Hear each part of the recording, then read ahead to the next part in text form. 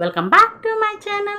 ఈరోజు మన ఛానల్లో రెసిపీ ఏంటంటే, మా ఇళ్ళల్లో పండగ అయినా సరే, ఏ ఫంక్షన్ అయినా సరే ఖచ్చితంగా ఈ స్వీట్ రెసిపీ అయితే కనుక చేస్తూ ఉంటామండి. ఇది పిల్లల దగ్గర నుంచి షుగర్ పేషెంట్స్ వరకు తినొచ్చండి. చాలా చాలా హెల్తీ కూడా, ఈజీ రెసిపీ.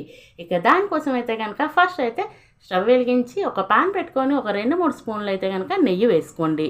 నెయ్యి హీట్ అయినాక ఇందులో 1 కప్పు వరకు సేమియా వేసుకొని దీన్ని లైట్ గోల్డెన్ బ్రౌన్ కలర్ వచ్చేంత వరకు ఫ్రై చేసేయండి.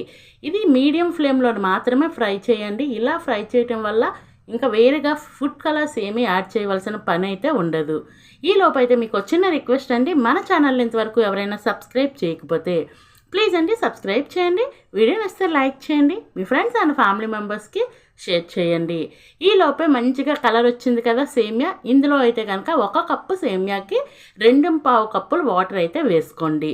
కరెక్ట్గా సరిపోద్దండి. మరి 2 కప్పులు వేసుకుంటే గట్టి గట్టిగా ఉంటుంది, 3 కప్పులు వేసుకుంటే మెత్తగా అయిపోద్ది. 2.25 వరకు వేసుకొని మొత్తం అంతా ఒకసారి బాగా కలిపేసుకోండి. కలుపుకున్న తర్వాత మీడియం ఫ్లేమ్లో అయితే కనుక దీన్ని కాస్త medium to high flame adjust చేసుకొని మూత పెట్టకుండా కుక్ చేసుకోండి. లో ఫ్లేమ్లో అయితే కుక్ చేయకండి. లో ఫ్లేమ్లో కుక్ చేస్తే ఏంటంటే సేమియా అనేది ముద్దగా అయిపోద్దండి, కేసరి అనేది అంత పర్ఫెక్ట్గా రాదు. నేను వీడియోలో చూపించిన విధంగా వాటర్ అయితే ఇలా ఎగిరిపోయేంత వరకు ఇంకపెట్టిన తర్వాత ఇందులో అయితే 1 కప్పు వరకు బెల్లాన్ని వేసుకోండి. 1 కప్పు బెల్లం కరెక్ట్గా సరిపోద్దండి. స్వీట్ తక్కువ తింటాము అనుకుంటే ఒక 2 స్పూన్లు అయితే తగ్గించండి. ఎక్కువ తిన్నా కానీ కరెక్ట్గా సరిపోద్ది. 1 కప్పు సేమియాకి 1 కప్పు బెల్లం అనేది కరెక్ట్గా సరిపోద్ది. ఈ బెల్లం అంతా బాగా కరిగేటట్టు కలుపుకుంటూ మీడియం ఫ్లేమ్లో కలుపుకుంటూ దీన్ని కరిగించుకోవాలి. కాసేపటికి బెల్లం అనేది బాగా కరిగిపోద్దండి. కరిగిపోయినాక ఇందులో 1 స్పూన్ వరకు యాలకుల పొడిని వేసుకోండి. కమ్మగా ఉంటుంది. ఏ స్వీట్ రెసిపీకైనా కానీ యాలకుల పొడి వేసేసరికి స్మెల్ ఉంటుందండి. అసలు మన ఇల్లంతా అదే స్మెల్ వస్తుంది.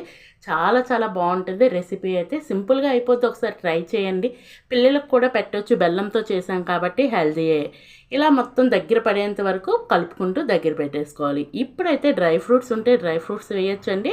డ్రై ఫ్రూట్స్ లేదు మాకు డ్రై ఫ్రూట్స్ వద్దు అనుకుంటే ఇలాగ వేయించిన చనా పలుకుల్ని పొట్టు తీసేసి వేసుకోండి. కమ్మగా ఉంటుందండి. ఒకసారి ఇలా కూడా ట్రై చేయండి. ఎప్పుడు జీడిపప్పు కిస్మిస్ వాటితోనే కాకుండా ఇవి కూడా వేసేసి ఒకసారి ట్రై చేయండి. ఫైనల్లీ రెసిపీ అయితే ఇలా దగ్గర పడేంత వరకు దగ్గర చేసుకున్న తర్వాత సర్వ్ చేసుకోవడమే. రెసిపీ ఎంత టేస్టీగా వచ్చింది, ఎంత ఎమ్మీగా వచ్చిందండి. ఒక్కసారి ట్రై చేయండి.